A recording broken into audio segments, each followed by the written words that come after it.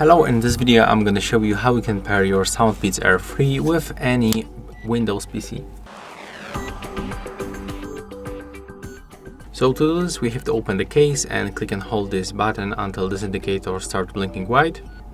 There we go. Then keep that case open and put it close to your PC. I'm gonna actually hold it in my hand. Then we have to go to the settings.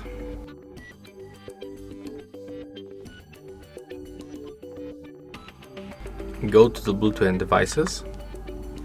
Then turn it on and click to add device.